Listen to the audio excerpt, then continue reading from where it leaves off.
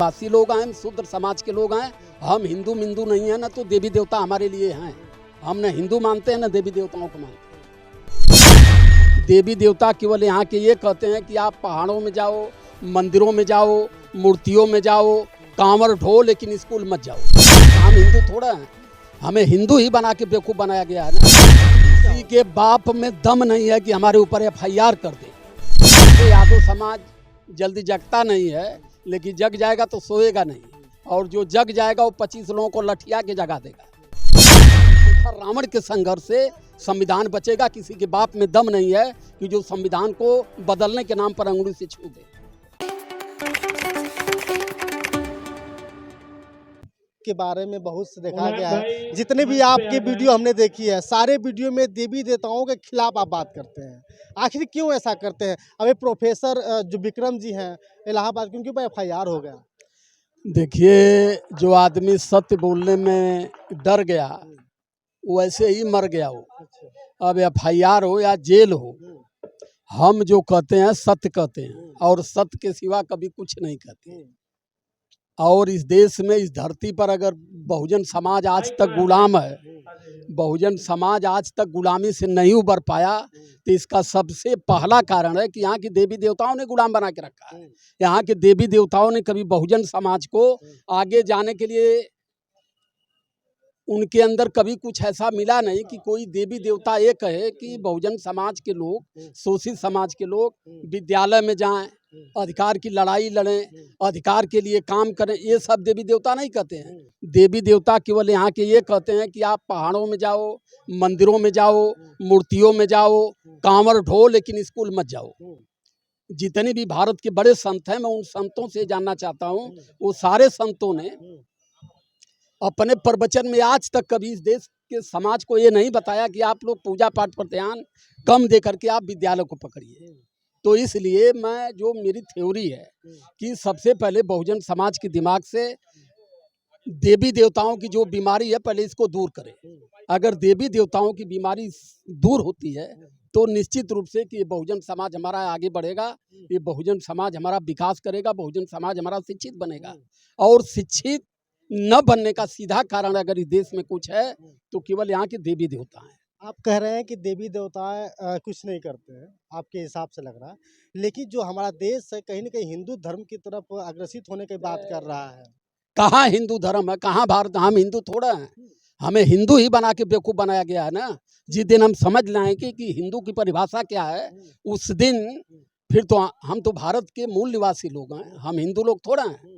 हिंदू तो यहाँ के विदेशी हैं। वो तो हमें हिंदू तब बनाए कि जब इनको डेमोक्रेसी की भनक लगी कि अब भारत में जमहूरियत आएगी, भारत में लोकतंत्र होगा। अब राजा के पेट से, रानी की पेट से राजा पैदा नहीं होगा, मतपेटी से पैदा होगा। तब इन लोगों ने 1925 में हम लोगों को हिंदू बनाया, जबरदस्ती हिंदू बनाया। लेकिन हम हिंदू नहीं हैं, हम भारत के मूल निवासी लोग हैं, शूद्र समाज के लोग हैं। हम हिंदू मिंदू नहीं है ना, तो देवी देवता हमारे लिए हैं। हम न हिंदू मानते हैं न देवी देवताओं को मानते हैं। अगर आपके ऊपर इस तरह से FIR हो जाए, क्योंकि आप भी लगातार टिप्पणी करते रहते हैं, तो फिर किसी के बाप में दम नहीं है कि हमारे ऊपर FIR कर दे, क्योंकि हम जो बात करते हैं कानून और संविधान के दायरे में करते हैं। क्योंकि इस देश में सुप्रीम कोर्ट ने 1971 से 76 तक के मुकदमा में सुप्रीम कोर्ट ने कहा कि देश में देवी देवताओं की कोई अस्तित्व नहीं है, हिंदू कोई धर्म नहीं है। जब सुप्रीम कोर्ट ने कहा है तो हम कह रहे हैं, तो कौन सी बीमारी हो रही है? आज अभी बात कर रहे हैं, जिस तरह से अभी हाल ही में ये दशहरा बीता है, बहुत जगह लोग कह रहे हैं कि दशहरा जो रावण का दहन होता है, उससे बहुत सी लोगों के जो दुख दर्द होते हैं वो भी दूर होते हैं, साथ साथ जो राक्षसपन होता है इंसान के अंदर वो भी मर जाता है। ऐसा है कि ये कहने वाले टोटल गधे हैं। रावण मूल निवासी राजा थे, और रावण एक स्वाभिमानी तर्कशील राजा थे, और धोखे से इनको मारा गया। दूसरी चीज कि रावण जो इन लोगों ने बनाया है, रावण तो महाराजा बृहदत्त मौर्य को कहा गया है। सम्राट अशोक से बृहदत्त मौर्य तक जो 10 राजा थे, उन्हीं 10 राजाओं को उन्होंने रावण बनाया है। और बृहदत्त को मार के तब इस देश में ब्राह्मणवाद और पाखंड को पैदा किया गया। क्योंकि उस समय सनातन धर्म जो है ये हमारा धर्म है, लेकिन सनातन से पहले इनका वैदिक धर्म था। और जब इस देश में महाराजा वीरदत्त मौर्य की हत्या करके साकेत को इन लोगों ने अयोध्या बनाया, तब जा करके इन्होंने फर्जी रावण बनाया। हम जो रावण जलाते हैं, हम रावण के जलाने में जो खुशी, ये राक्षस किसको कहते हैं? राक्षस का मतलब कि इस देश के मूल निवासियों को राक्षस कहा गया है। और ये अपने बाप दादा को स्वयं अपने श्रेष्ठ बन के ये बताएं कि हमें डायरेक्ट देवी देवताओं के द्वारा हम आए, और बाकी यहाँ के लोग सब राक्षस हैं, सब सेवादार हैं, सब शूद्र हैं। इनकी जाल को समझ लेना ये बहुत कठिन बात है, लेकिन मैं तो समझ चुका हूँ। राजकुमार यादव हैं, अपने आप को शूद्र मानते हैं, पूजा किसकी करते हैं? बाबा साहब अम्बेडकर की, तथागत बुद्ध की, माता पिता की, और किसकी करेंगे? हमें कुछ अगर किसी ने दिया है तो बाबा साहब अम्बेडकर ने दिया है। अगर हमें धर्म दिया, विचारधारा दिया, मानव से मानव को जोड़ने का रास्ता दिया, तो तथागत बुद्ध ने दिया है। तो भगवान हमारे ये हैं, और हम किसकी पूजा करें? कुछ लोग का कहना है आपसे अगर मुलाकात हो तो सवाल पूछा जाए कि अगर राजकुमार यादव हैं, क्या अपने समाज को भी समझाने का काम करते हैं या सिर्फ दलितों को समझाने?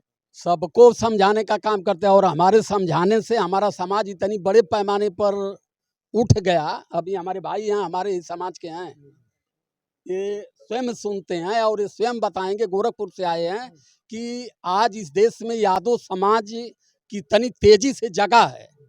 और वैसे यादव समाज जल्दी जगता नहीं है, लेकिन जग जाएगा तो सोएगा नहीं, और जो जग जाएगा वो 25 लोगों को लठिया के जगा देगा।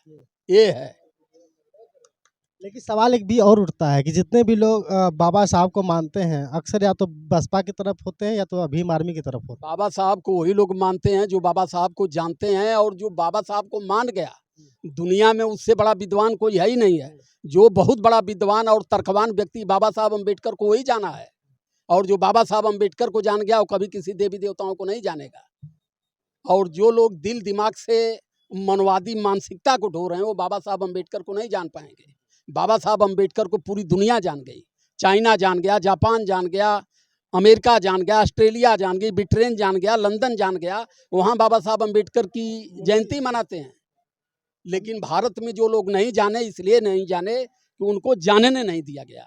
कि कहीं भारत के मूल निवासी अगर बाबा साहब अम्बेडकर को, बुद्ध को जान गए तो ये सारे शुद्ध हो जाएंगे, यहाँ से पाखंड खत्म हो जाएगा, और पूर्ण रूप से यहाँ के लोग स्वस्थ हो जाएंगे, और सत्ता शासन पर पूर्ण रूप से काबिज हो जाएंगे। संविधान के लिए, स्वाभिमान के लिए, सम्मान के लिए अगर सच्चे मन से कोई संघर्ष कर रहा है तो उस व्यक्ति का नाम है चंद्रशेखर रावण। चंद्रशेखर रावण के संघर्ष से संविधान बचेगा। किसी के बाप में दम नहीं है कि जो संविधान को बदलने के नाम पर अंगुली से छू दे।